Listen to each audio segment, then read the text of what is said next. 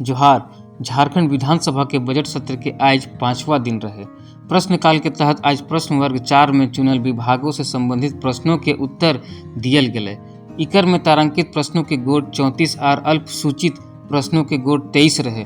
आज खाद्य सार्वजनिक वितरण, उपभोक्ता मामले विभाग, महिला बाल विकास और सामाजिक सुरक्षा विभाग, अनुसूचित जाति, अनुसूचित जनजाति, अल्पसंख्यक और पिछड़ा वर्ग कल्याण विभाग, जल संसाधन विभाग, कृषि पशुपालन और सहकारिता विभाग के तारांकित और अल्प सूचित के प्रश्न सूचीबद्ध रहे।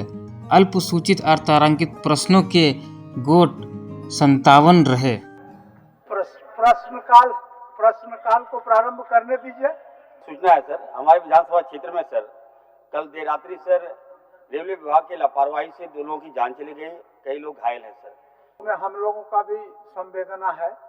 हमारा केवल मंत्री जी से यही गुहार रहेगा कि अगर पंचायती राज विभाग को इश्यूज हो रहे नियमावली बनाने के लिए, तो क्योंकि ये अनुसूचित इलाका का बात है जो कि खुद स्कोप ऑफ वर्क अनुसूचित जनजाति कल्याण विभाग के अंतर्गत आता है, दोनों विभाग का समन्वय करते हुए इस नियमावली का ड्राफ्टिंग किया जाए। टीएससी का मीटिंग में भी सभी माननीय सदस्य जो टीएससी का सदस्य है उनको भी बुलाया भी गया था और उसमें शायद एक सहमति बनी थी। कई लोग ने अपना अपना सुझाव भी दिया था। आपत्ति और सुझाव जो बात हम कहे कि सारे लोगों से मंगाया गया था और उसी में 260 को स्क्रूटनी कर करके उसको भी सुझाव को रखने का काम किया है सरकार की ओर से। तो हमारे अन्नदाता है जो हमें अन्न देते हैं और उसकी फसल जब नष्ट हो जाती है, नुकसान हो जाती है, तो क्षतिपूर्ति के लिए उसको हम सरकार के द्वारा मुआवजा का जो प्रावधान किया गया है इसके तहत सरकार मुआवजा दे। तो अध्यक्ष महोदय, अब तक इस योजना के तहत 13,66,000 किसानों को 478 करोड़ 40 लाख रुपए मदद पहुंचाया गया कि जमशेदपुर और आसपास के जो क्षेत्र हैं वहाँ पीने के पानी का शुद्ध जल सीधे डिमना लेक से के माध्यम से चांडिल जलाशय से दिया जाए। सर, जैसा सर ने बताया, विभाग चांडिल डैम से सतनाम डैम में पानी भेज ही रहा है और वहाँ के द्वारा जलापूर्ति की जा रही है और जो इन्होंने बात को रखा है कि डिमना लेक से जलापूर्ति की जाए, तो मैं बिल्कुल आपको आश्वस्त करता हूं कि मैं वहां खुद जा करके मैं अपनी अध्यक्षता में इस चीज की जांच करवा करके पानी पूर्ति कराने का प्रयास करूंगा। सदन के माध्यम से माननीय मंत्री जी से अनुरोध करती हूं कि हमारी माताएं बहनें जो कर्मी हैं उनको शिशु देखभाल के लिए 2 साल का अवकाश दिया जाए। अध्यक्ष महोदय, हम तो इस बात से सहमत है कि जो हमारी बहनों को जो लाभ मिलना चाहिए 2 साल का इसमें प्रावधान है भारत सरकार का और कई राज्यों ने लागू भी किया है 730 दिन का, तो हम लोग सहमत हैं और हमने तो कहा कि शीघ्र अभी ये उसमें सहमत नहीं है तो इसको हम लोग 3 महीने में हम लोग इसको करेंगे। शून्यकाल के 25 गो प्रश्न सूचीबद्ध रहे, जकर में सब प्रश्न सदन में पढ़ल गए।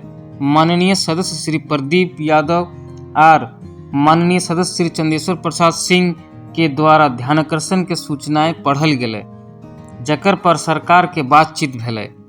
ध्यानाकर्षण माननीय सदस्य श्री प्रदीप यादव कि उर्दू एकेडमिक सरकार गठन करना चाहती है कि नहीं, क्योंकि दूसरे 2 भाषाओं के एकेडमिक गठन हो गई है। एकेडमिक तो इसलिए गठन होता है कि भाषा को हम आगे ले जाए। अल्पसंख्यक वित्त निगम के गठन की बात आई है, सरकार ने कहा कि हमने निदेशक मंडली बना दिया, तो सरकार हमें बताए कि भाई इसके काम क्या है। इसके काम है तो वित्त पोषण के काम है। कितने नौजवानों को अल्पसंख्यक इस वित्त निगम ने अब तक लोन दिया। उसमें 3 सवाल मेरे विभाग का है, अल्पसंख्यक वित्त निगम, वक्फ बोर्ड और हज कमेटी। आचार संहिता लगने से पहले हज कमेटी वक्फ बोर्ड का सारा तैयार है, उसमें थोड़ा कन्फ्यूजन हो रहा था कि किसको रखना है किसको नहीं रखना। वो बॉडी जो होता है वो जनरल आदमी ने उसमें कुछ योग्यता के आधार पर रखा जाता। मैं प्रश्न करता हूँ अध्यक्ष महोदय, जो पाइपलाइन बिछाया जाता है पेयजल का, तो बिछाने के बाद कितने दिन में उसको रिस्टोर करना है? दिन, महीना, साल या जो भी होगा? जैसे जैसे खुदाई हो रहा है, पाइप बिछाई जा रही है, सड़क कालीकरण वहाँ कालीकरण, जहाँ पीसीसी वहाँ पीसीसी किया जा रहा है। अब पूरा रांची शहर में करना अध्यक्ष महोदय, एक मोहल्ला के बाद एक टोला के बाद तो नहीं अध्यक्ष महोदय। काम तेजी गति चल रहा है, 2025 अगस्त तक काम पूर्ण होने की पूरा संभावना अध्यक्ष महोदय।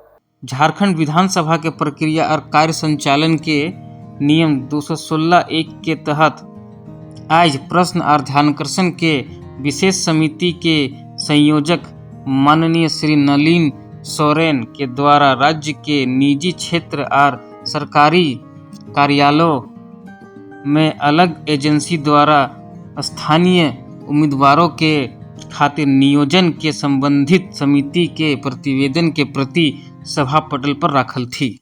संयोजक विशेष समिति प्रश्न एवं ध्यानाकर्षण।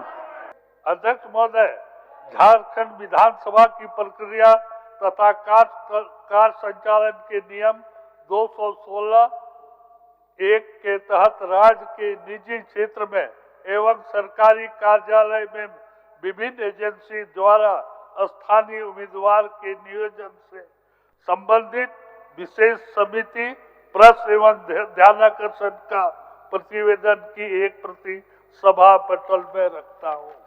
माननीय प्रभारी मंत्री श्री बादल द्वारा कृषि पशुपालन और सहकारिता विभाग के संबंध में 31 मार्च 2025 के समाप्त होने वाला वर्ष के भीतर विभाग के पूरा करे खातिर 27 अरब 90 करोड़ लाख 30,000 रुपया से अनाधिक के मांग सभा में प्रस्तुत करल थी, जकर पर कटौती प्रस्ताव भी प्रस्तुत करल थी।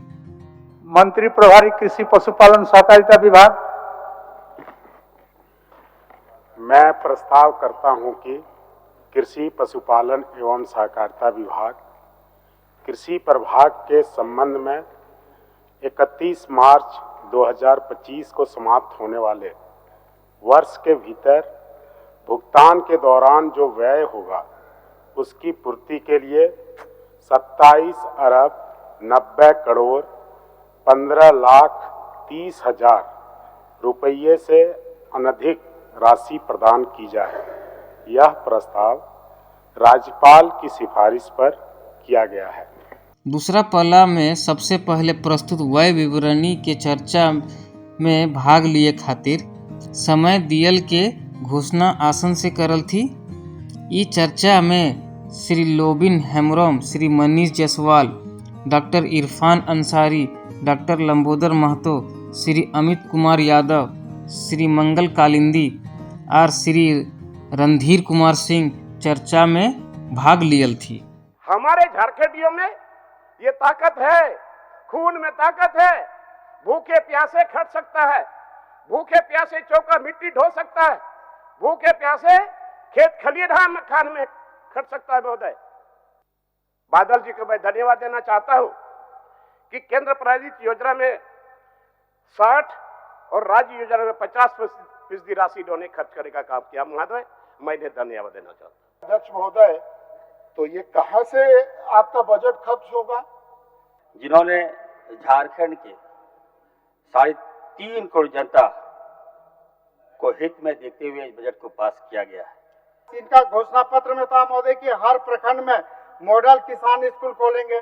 बाद माननीय कृषि मंत्री बताएं कि आज अपने भाषण में बताएं कि कितने प्रखंड में किसान मॉडल स्कूल खोला।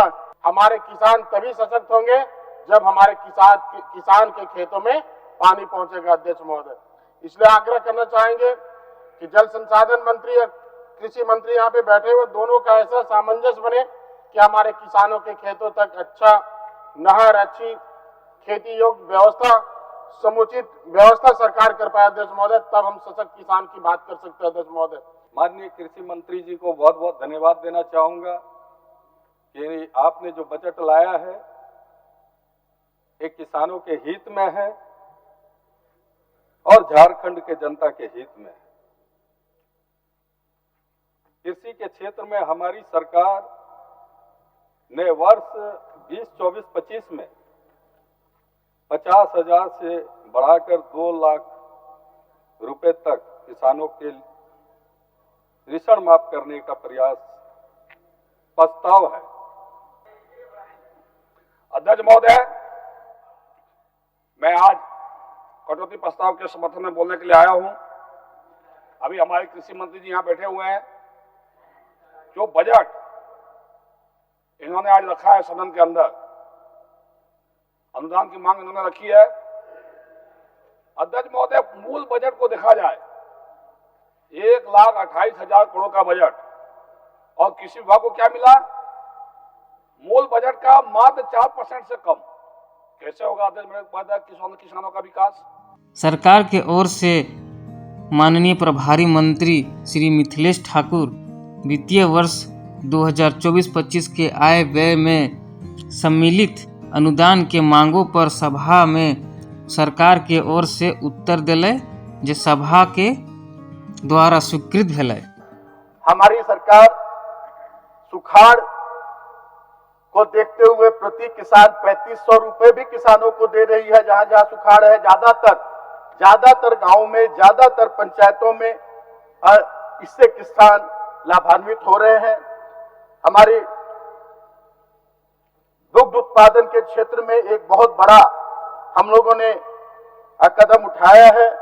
पिछले 4 वर्षों में हम लोगों ने 50-50 हजार लीटर के डेयरी प्लांट की स्थापना राज्य के पिछड़े संथाल परगना के साहिबगंज, सारण तथा पलामू में कर दिया। इसके अतिरिक्त गिरिडीह और जमशेदपुर में 2 नए डेयरी प्लांट तथा रांची में 1 डेयरी प्लांट, पाउडर प्लांट तथा 1 प्रोडक्ट प्लांट स्थापित किए जाने का भी प्रस्ताव है। श्री नवीन जायसवाल जी अपना कटौती प्रस्ताव वापस लेना चाहते हैं। अनुपस्थित जो इस प्रस्ताव के पक्ष में है वे हाँ कहें, जो इस प्रस्ताव के विपक्ष में है वे ना कहें।